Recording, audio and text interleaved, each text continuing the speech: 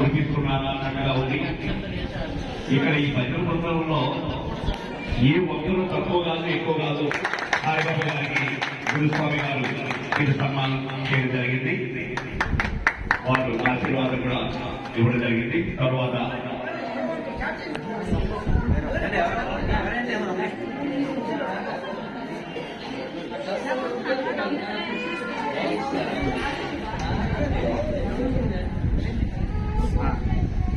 ఆలయ ఆశ్రమ ధర్మకర్త శ్రీమతి కుక్రమ్మ గారు కరుణాలతో వారిని ఆశీర్వదించుకోవాల్సిందిగా కోరుతున్నాం. ఆలయ పూజారి గారు శ్రీధరాచార్య గారు సన్మానం చేస్తున్నారు. ఒక మాట అన్నారు సాయిబాబా గారు, ఎత్తుల వెనకాల సాయిబాబా గారి కృషి ఎంతో ఉందనుకుంటున్నాను నేను. ఎందుకంటే బృందాన్ని నడిపించడంలో బృందనాయకుని అటువంటి రాము గారు సాయిబాబా గారికి సన్మానం చేస్తూ ఉన్నారు. ధన్యవాదాలండి.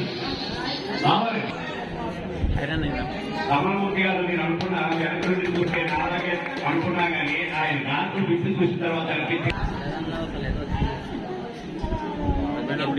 ఆలయ ప్రధాన అర్చకులు సన్మానం చేస్తున్నారు.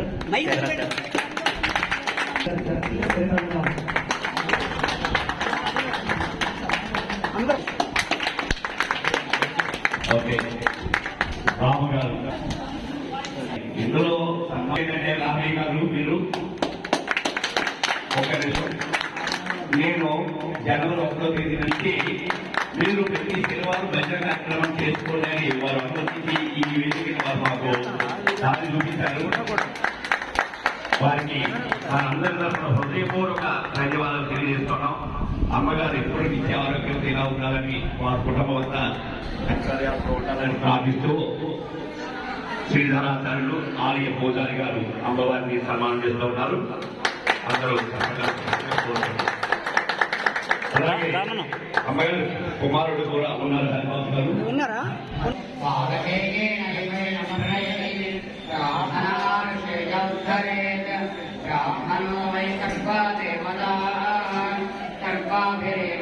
దేవతాభిర్ధరతి యావతి